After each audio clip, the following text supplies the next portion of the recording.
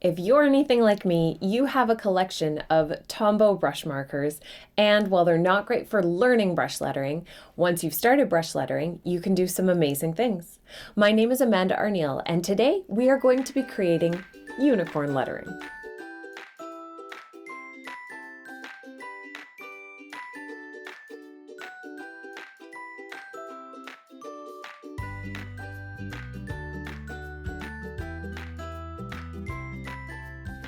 The supplies that you're going to need for unicorn lettering are one of the N00 Tombow blender pens. You're going to need two, which is confusing because I'm holding three, but two of the Tombow Dual Brush markers. And the reason that I've got three is because I want to show you which two you should be selecting. It's not just two randoms. It's two that when they mix together will make another color. So I have a reddish pink and a blue, which together would make purple, a blue and a yellow, which together would make green, and then a red and a yellow, which together would make orange. So you don't want to pick two colors that if you put them together, like green and red, if you were to put green and red together, it would make brown. You don't want to pick two colors that are opposite on the color wheel. Instead, you want to pick ones that can mix together to make a color that is not poo brown. No one wants that. The other thing, when you're choosing your colors, I've chosen two different types of blue and pink. So I have 723 and 451, which I think are really pretty. They're the same sort of saturation, so nice light pastel colors.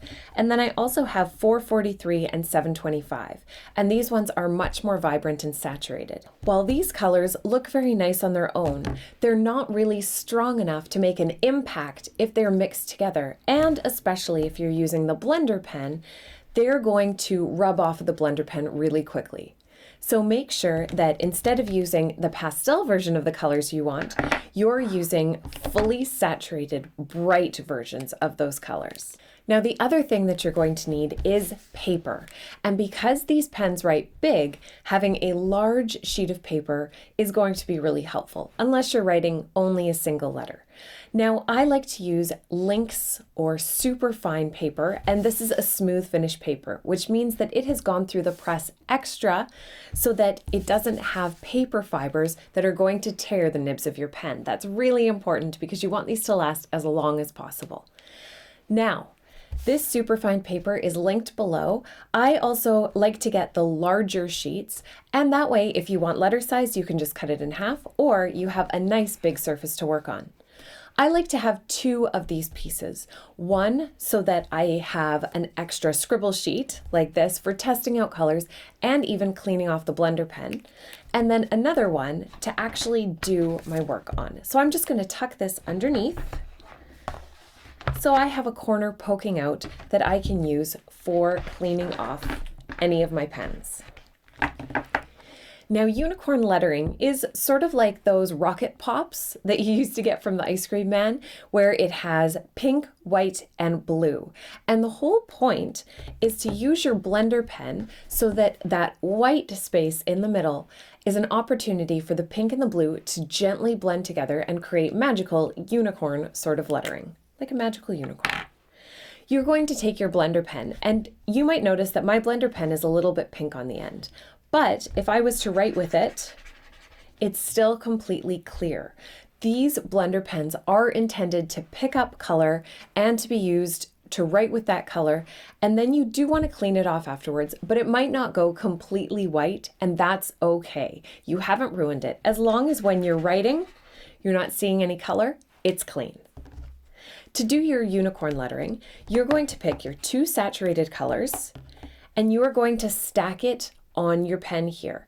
So blue or your dark, I would say darker color is going to go on the base, and then the lighter or brighter color, so my pink, is going to go on the tip.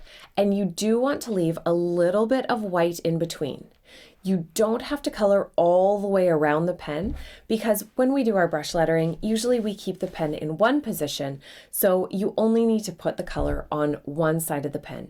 If you want to go all the way around so you don't have to reload your pen, that's fine too.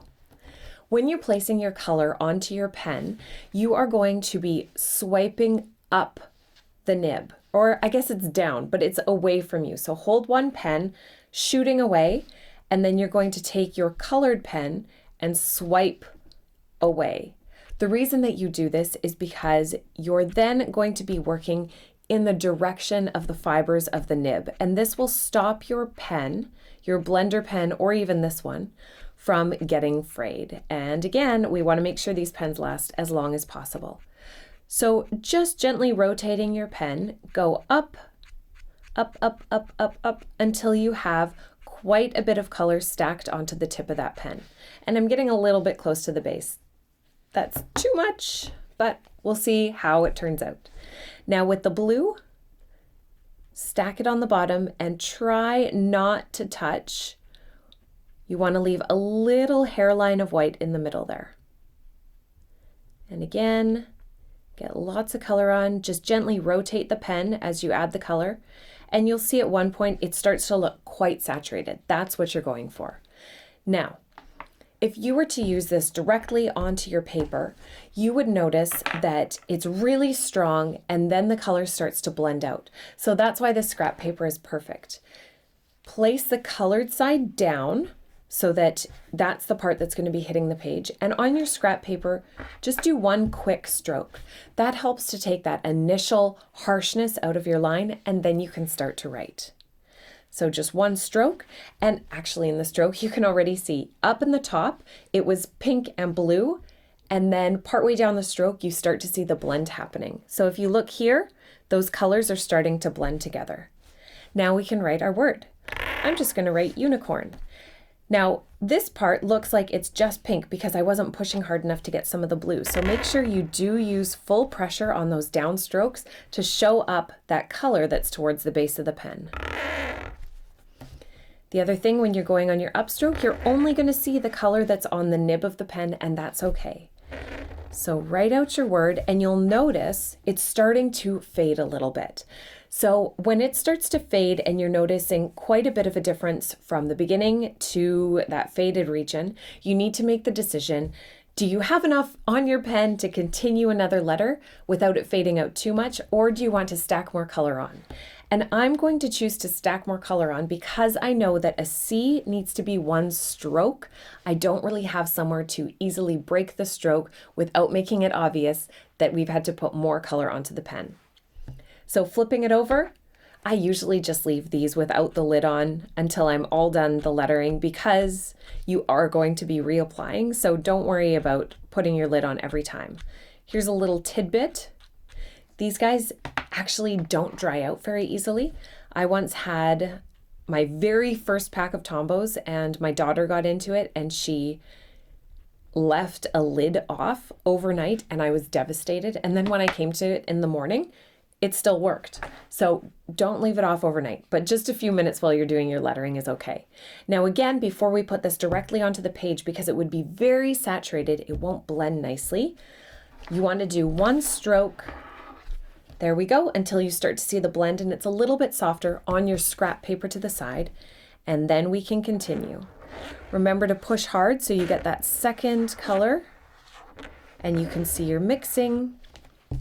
And now for the N, again, I'm going to need to decide if I want to keep going here, but one thing that you want to think about is the balance in your letter. So this side is very saturated, and if I was to keep going, that means that the tail end of my unicorn is going to be very unsaturated, kind of dull looking. So because the balance is important, I'm going to make the end of the letter saturated. That's also going to give a little bit more color to the pen for a flourish underneath. So again, stack up on that ink. Now, I know that this means that you are going to have to take breaks while you're doing your lettering and put more ink onto the pen, but it's worth it. And the thing I really like about this technique is that every time it looks a little bit different. So you never know what you're going to get, and sometimes it's a really happy surprise. Remember to do your first stroke on your paper here, and then there is an N, and I feel like the blend of that really worked very nicely. This one here you have an obvious area of pink, an obvious area of blue, and then there is really nice purple mixing in the middle, which is great. This part right here, I still feel like it's quite separated into pink and blue, and so sometimes you might want to do this once or twice until you get a version that you absolutely love, but I'm loving the way that this end turned out. Now, after you do your lettering, and of course you can write whatever word that you want, I just feel like this kind of looks magical like a unicorn, you want to clean off your pen. That's another reason why this scrap paper is going to be so helpful. Just take it, and you can scribble back and forth while slightly turning your pen. You never want to go against the point. So I hold it away from myself, and then I just color back and forth, pulling towards my body. You can also do strokes going across, side to side, and again, this will make sure that your pen lasts as long as possible and that the nib doesn't fray. Your paper choice, of course, is really important in maintaining your pens and the direction that you use it. So if you keep those two keys in mind, your pens are going to last much longer. You'll know your pen is clean when you're doing strokes and you no longer see any color. So I'm still seeing a little bit of blue. You want to go until you don't see any more. And sometimes it gets boring, but it'll be worth it because it will make sure that your pen is ready to use for next time. To get the color off of the bottom, sometimes I'll hold the edge of the paper up and color along.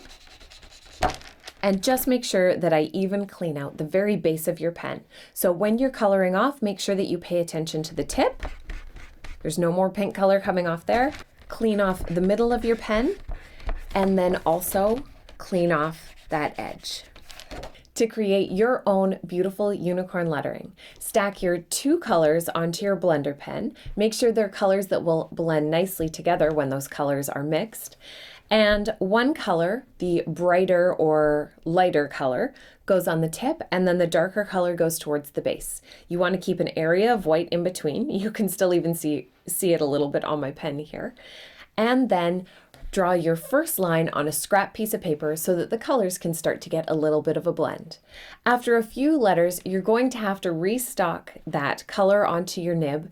Make sure that you're putting the color on with the direction of the nib, not against it, so that you keep it really, really nice and as pointy as possible, and then write out the rest of your letters. You also want to think about the balance within your word so that it's not more saturated at one end than the other, unless that's the look you're going for, and do take your time so that you get enough color onto your pen. After you're done, make sure you clean off your blender pen, cap everything back off, and they're ready to go for next time. You can try all sorts of different color combinations and see what you can create with this unicorn lettering technique.